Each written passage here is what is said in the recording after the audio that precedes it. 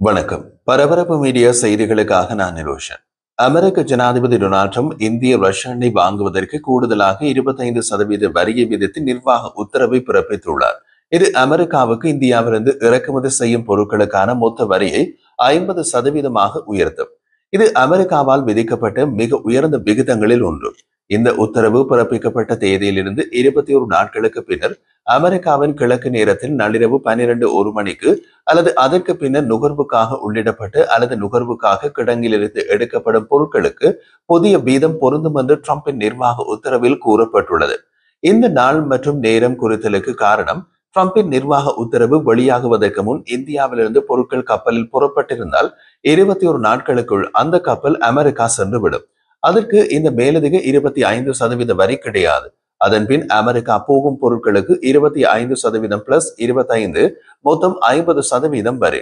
Russia போர் இயந்திரத்தினால் உக்ரைனில் எத்தனை பேர் கொல்லப்படுகிறார்கள் என்பது இந்தியாவுக்கு கவலை இல்லை என்று கூறி அமெரிக்க ஜனாதிபதி செவ்வாய்க்கிழமையே வரிகளை உயர்த்துவதாக எச்சரித்திருந்தார். தனது 2வது பதவி காலத்தில் சீனாவால் முன்வைக்கப்படும் சவாலுக்கு எதிராக ஆசியாவில் இந்தியாவின் நட்பு ரீதியான கூட்டாளியாக ட்ரம்ப் அணி திரட்டுவார் என்று எதிர்பார்க்கப்பட்டது. ஆனால் 50% வரியை இந்தியாவை ஒரு அரசியல் எதிரியாக சித்தரித்து பிரேசிலின் துணையுடன் இணைத்தது. பிரேசிலுக்கும் இந்தியாவுக்கும் தான் அதிகபட்சமாக 50% வரி விதிப்பு செய்யப்பட்டுள்ளது.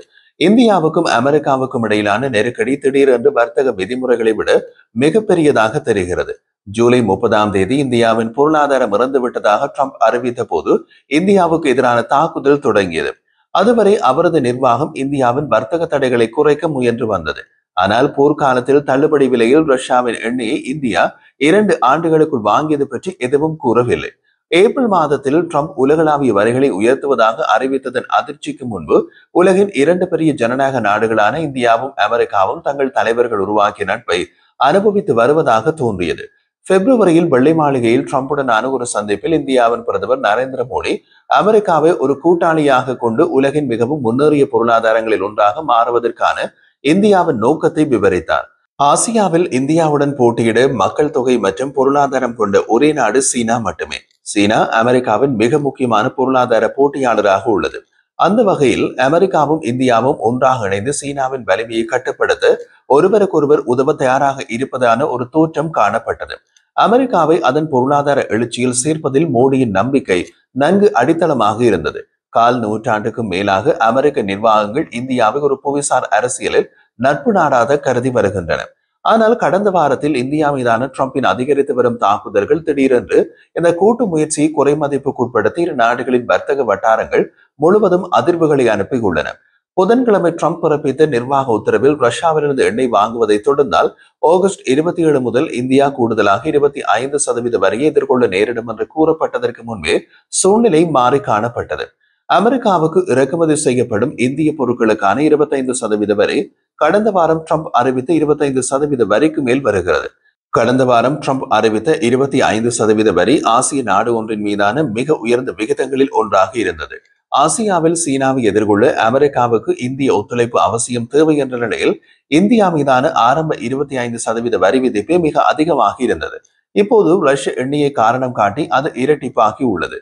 தர்க்க ரீதியில் இது இந்தியாவுக்கு மட்டுமல்ல, புவிசார் அரசியலில் அமெரிக்காவுக்கும் கெடுதலானது. வார இறுதியில் இந்திய அதிகாரிகளின் ரஷ்ய எண்ணெய் வாங்குவதை நிறுத்த அவர்கள் விரும்பவில்லை என்று சமிக்ஞை செய்தனர்.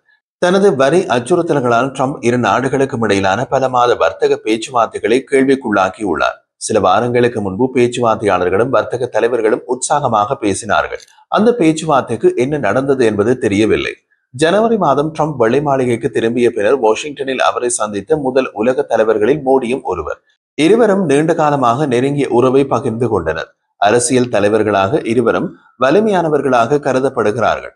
2002ஆம் ஆண்டு முஸ்லிம்களுக்கு எதிரான கொடிய கலவரத்தில் மோடி ஒரு பங்கை கொண்டிருந்தார் என்ற அடிப்படையில் அமெரிக்காவுக்கு விசா மறுக்கப்பட்டதால் அமெரிக்கா முன்னதாக மோடியை பற்றி எச்சரிக்கையாக இருந்தது. ஆனால் 2014ஆம் ஆண்டு அவர் பிரதமரான போது அவர் அரவணைக்கப்பட்டார். அமெரிக்காவின் அந்த கணக்கீடு ஆசியா முழுவதும் இராணுவ கூட்டணிகளின் சாத்தியமான எதிர்காலத்தை அடிப்படையாக கொண்டது. ஆனாலும் கூட பாதுகாப்பில் ஒரு பங்காளியாக இந்தியாவின் கவர்ச்சிகரமான குணங்கள் ட்ரம்பின் வரி விதிப்பு அச்சுறுத்தலை தடுக்க முடியவில்லை. தற்போது அறிவிக்கப்பட்ட இந்தியா மீதான மேலதிக வரி விதிப்பு பற்றி வெள்ளை மாளிகை வெளியிட்ட அறிக்கையில் உக்ரைனிய ரஷ்ய நடவடிக்கைகள் அமெரிக்காவின் தேசிய பாதுகாப்பு மற்றும் வெளியுறவு கொள்கைக்கு தொடர்ச்சியான அச்சுறுத்தலை ஏற்படுத்துகின்றன. இது தேசிய அவசர நிலையை நிவர்த்தி செய்ய வலுவான நடவடிக்கைகளை அவசியமாக்குகிறது. ரஷ்யாவின் எண்ணெய் இறக்குமதி ரஷ்யாவின் தீங்கு விளைவிக்கும் நடவடிக்கைகளை எதிர்ப்பதற்கான அமெரிக்க முயற்சிகளை குறைமதிப்புக்குட்படுத்துகின்றது. ரஷ்யாவின் எண்ணெயை இந்தியா இறக்குமதி செய்து சந்தையில் மறுவிற்பனை செய்வது உக்ரைனில் அதன் ஆக்கிரமிப்புக்கு நிதியளிக்க ரஷ்ய பொருளாதாரத்திற்கு பங்களிக்கிறது என்று வெள்ளை மாளிகை கூறியது. ரஷ்ய பொருளாதாரத்தை ஆதரிப்பதில் இருந்து நாடுகளை தடுக்க அமெரிக்க ஜனாதிபதி வரி விதிப்பை பயன்படுத்துகிறார் என்றும் அந்த அறிக்கை குறிப்பிட்டது. ரஷ்யாவிலிருந்து வேறு எந்த நாடுகள் எண்ணெய் இறக்குமதி செய்கின்றன என்பதை அமெரிக்கா தீர்மானிக்கும் என்றும் தேவைக்கேற்ப ஜனாதிபதிக்கு மேலும் நடவடிக்கைகளை பரிந்துரைக்கும் என்றும் அது மேலும் கூறியது. ரஷ்யாவிலிருந்து எண்ணெய் வாங்கியதற்காக வரிகளை உயர்த்துவதாக ட்ரம்ப் அச்சுறுத்தியது நியாயமற்றது என்று புதுடில்லி முன்பு கூறியிருந்தது. அமெரிக்கா ரஷ்யாவுடன் வர்த்தகம் செய்து கொண்டிருக்கும் வேளையில் தனது மிகப்பெரிய வர்த்தக கூட்டாளியான அமெரிக்கா இந்த வரிகளை அறிமுகப்படுத்தியதை இந்தியாவும் விமர்சித்தது. கடந்த ஆண்டு கடுமையான தடைகள் மற்றும் வரிகள் இருந்த போதிலும் அமெரிக்கா ரஷ்யாவுடன் $3.5 பில்லியன் மதிப்புள்ள பொருட்களை வர்த்தகம் செய்தது என்றும் இந்தியா சுட்டிக்காட்டியது. எந்த ஒரு பெரிய பொருளாதாரத்தையும் போலவே இந்தியாவும் அதன் தேசிய நலன்கள் மற்றும் பொருளாதார பாதுகாப்பை பாதுகாக்க தேவையான அனைத்து நடவடிக்கைகளையும் எடுக்கும் என்று வெளியுறவு அமைச்சு அறிக்கை தெரிவித்துள்ளது. அமெரிக்கா இந்தியாவுடன் அதன் $46 பில்லியன் வர்த்தக பற்றாக்குறையை குறைக்க வேண்டும் என்று தனது நிலைப்பாட்டிலிருந்து ட்ரம்ப் பின்வாங்க விரும்பவில்லை. இந்தியாவிலிருந்து மருந்துகள் மற்றும் மின்னணுவியல் பொருட்கள் ஏற்றுமதியில் அதிகம் உள்ளன. அதே நேரத்தில் பால் மற்றும் விவசாயம் போன்ற சில உள்நாட்டு உற்பத்தியை பாதுகாக்க இந்தியா முயன்றுள்ளது. அவை இந்தியாவில் பொருளாதார ரீதியாகவும் அரசியல் ரீதியாகவும் உணர்திறன் கொண்டவை. இந்தியா இதுவரை தனது நிலைப்பாட்டில் உறுதியாக உள்ளது. ட்ரம்பின் உத்தரவுக்கு பின்னர் இந்தியாவின் வெளியுறவு அமைச்சு ரஷ்யாவிலிருந்து எண்ணெய் இறக்குமதி செய்வதற்கான அதன் நோக்கங்கள் அதன் 1.4 பில்லியன் மக்களின் எரிசக்தி தேவைகளுடன் இணைக்கப்பட்டுள்ளன என்பதை மீண்டும் வலியுறுத்தியது. மேலும் ஏற்கனவே எமது நியாயத்தை தெளிவுபடுத்தியுள்ளோம் என்று புதுடில்லி விளக்கம் கொடுத்தது. எனவே பல நாடுகள் தங்கள் சொந்த தேசிய நலனுக்காக எடுக்கும் நடவடிக்கைகளுக்காக அமெரிக்கா இந்தியா மீது கூடுதல் வரிகளை விதிக்க தேர்வு செய்வது மிகவும் துரதிருஷ்டவசமானது என்று அந்த அறிக்கையில் கூறப்பட்டுள்ளது. ரஷ்யாவின் எண்ணெய் ஏற்றுமதியில் 1/3 பெறும் இந்தியா சீனாவுக்கு பின்னர் ரஷ்யாவின் 2வது பெரிய எண்ணெய் இறக்குமதியாளராக உள்ளது. சமீப கால ஆண்டுகளில் துருக்கியும் ரஷ்ய கச்சா எண்ணெயை அதிக அளவில் வாங்குபவராக மாறியுள்ளது. இந்தியா ரஷ்ய எண்ணெயை தொடர்ந்து வாங்கும் என்று இந்திய அதிகாரிகள் முன்பு கூறியுள்ளனர். இந்தியா அதன் சொந்த எண்ணெயை அதிகம் உற்பத்தி செய்யவில்லை. ஆனால் உலகின் மிக அதிக மக்கள் தொகை கொண்ட நாடாகவும் உலகில் வேகமாக வளர்ந்து வரும் பொருளாதாரங்களில் ஒன்றாகவும் இருப்பதால் இந்தியாவின் எரிசக்தி தேவைகள் மிகப்பெரியவை என்றும் சுட்டிக்காட்டப்பட்டது. அமெரிக்க வரிகளால் இந்தியாவில் உள்நாட்டு பணவீக்கத்தில் பெரிய தாக்கம் இல்லை என்று இந்திய ரிசர்வ் வங்கியின் அமெரிக்க வரிகளால் இந்தியாவில் உள்நாட்டு பணவீக்கத்தில் பெரிய தாக்கம் இல்லை என்று இந்திய ரிசர்வ் வங்கியின் ஆளுநர் கூறினார். மத்திய வங்கி தலைமையகத்தில் செய்தியாளர்களிடம் பேசிய மல்கோத்ரா அமெரிக்க வரி விதிப்புகளுக்கு எதிராக இந்தியா வரிகள் மூலம் பதிலடி கொடுத்தால் சில தாக்கங்கள் ஏற்படக்கூடும் என்று கூறினார். ஆனால் அதே மாதிரியான தாக்கம் வருவதை நான் உடனடியாக காணவில்லை என்றும் அவர் கூறினார். தற்போதைக்கு பழிவாங்கும் வரிகள் மற்றும் பலவற்றை நாங்கள் கொண்டிருக்காவிட்டால் இதன் பெரிய தாக்கங்களை நாங்கள் காணவில்லை. அதை நான் முன்னறிவிக்கவில்லை என்று மல்கோத்ரா கூறினார். வரிகளின் தாக்கம் குறித்து ஒரு குறிப்பிட்ட கேள்விக்கு பதிலளித்தார். இந்தியாவின் ஏற்றுமதியில் 55% பொருட்கள் அமெரிக்காவின் 50% வரி நடவடிக்கையால் பாதிக்கப்படும் என்று இந்திய ஏற்றுமதி அமைப்புகளின் கூட்டமைப்பு FIEO கூறுகிறது. பெரும்பாலான இந்திய பொருட்களுக்கு அமெரிக்காவின் 50% வரி விதித்ததை அடுத்து இந்திய ஏற்றுமதியாளர்கள் பெரும் அதிர்ச்சியில் உள்ளார்கள் என்றும் FIEO குறிப்பிட்டுள்ளது. இந்தியாவிலிருந்து ஏற்றுமதி செய்யப்படும் ஜவுளி, கடலுணவுப் பொருட்கள் மற்றும் தோல் உட்பட வேறு பல ஏற்றுமதிகள் MSMEகளால் வழிநடத்தப்படுகின்றன. இந்த ஏற்றுமதிகள் மிகவும் பாதிக்கப்படும் என்று எதிர்பார்க்கப்படுகிறது. இதன் பாதிப்பு இந்தியாவில் மட்டுமல்ல, அமெரிக்காவிலும் இருக்கும். அமெரிக்காவில் வசிக்கும் பெரும்பாலான அமெரிக்க இந்தியர்கள் தமது அன்றாட தேவைகளுக்கு இந்திய இறக்குமதி பொருட்களையே அதிகம் பயன்படுத்துகிறார்கள். அமெரிக்காவின் வெவ்வேறு நகரங்களில் உள்ள இந்திய அங்காடிகளுக்கு போனால் அதை நீங்கள் பார்க்கலாம்.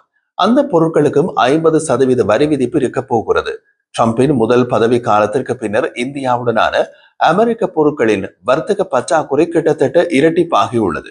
ஏனெனில் இந்தியா ஒரு குறிப்பிடத்தக்க முக்கியமான அமெரிக்க வர்த்தக பங்காளியாக மாறியுள்ளது. இரு நாடுகளும் ஒன்றுக்கொன்று இறக்குமதி செய்யும் பொருட்களின் அளவை கிட்டத்தட்ட இரட்டிப்பாக்கியதால் வர்த்தக இடைவெளியும் இரட்டிப்பாக அதிகரித்தது. ட்ரம்ப் சீனா மீதான வரிகளை அதிகரித்த போதும் இது நிகழ்ந்தது. முன்னாள் ஜனாதிபதி ஜோ பைடன் அதை நடைமுறையில் விட்டுவிட்டார். இது அமெரிக்க வர்த்தகங்கள் இந்தியா போன்ற மாற்று உற்பத்தி இடங்களை தேட ஊக்குவித்தது. உதாரணமாக, ஆப்பிள் கடந்த சில ஆண்டுகளில் தனது ஐபோன் உற்பத்தியில் பெரும்பகுதியை இந்தியாவுக்கு மாற்றியது. வியாழக்கிழமை நடைமுறைக்கு வரவிருக்கும் 25% வரியிலிருந்தும் இந்த மாத இறுதியில் கூடுதலாக 25% வரியிலிருந்தும் ஸ்மார்ட் போன்களுக்கு விலக்கு அளிக்கப்பட்டுள்ளது என்பது இந்தியாவுக்கு சாதகமான அம்சம். கடந்த ஆண்டு அமெரிக்கா இந்தியாவிலிருந்து $87 பில்லியன் மதிப்புள்ள பொருட்களை இறக்குமதி செய்ததாக வர்த்தகத்துறை தரவுகள் தெரிவிக்கின்றன. இந்தியா அமெரிக்காவிலிருந்து $42 பில்லியன் மதிப்புள்ள பொருட்களை இறக்குமதி செய்தது. கடந்த ஆண்டு அமெரிக்கா இந்தியாவிலிருந்து பெற்ற சிறந்த பொருட்களில் மருந்துகள், ஸ்மார்ட் போன்கள் போன்ற தகவல் தொடர்பு சாதனங்கள் மற்றும் ஆடைகள் ஆகியவை அடங்கும். மருத்துவ பொருட்கள் மீது தனித்தனி வரி விதிக்கப்படும் என்று ட்ரம்ப் மிரட்டி வருகிறார். அது உண்மையில் நடைமுறைக்கு வந்தால் அது இந்தியாவுக்கு மேலதிக பாதிப்பை ஏற்படுத்தும். தற்போது மருந்து பொருட்களுக்கு வரி விலக்கு உள்ளது. மறுபக்கத்தில் இந்தியாவுக்கு அமெரிக்கா ஏற்றுமதி செய்யும் முக்கிய பொருட்கள் பல்வேறு எண்ணெய்கள் மற்றும் எரிவாயுக்கள், ரசாயனங்கள், விண்வெளி பொருட்கள் மற்றும் பாகங்கள். அமெரிக்க பொருட்கள் மீது இந்தியா 17 வரிகளை விதித்தால் அமெரிக்காவில் இந்த தொழில்கள் பாதிக்கக்கூடும்.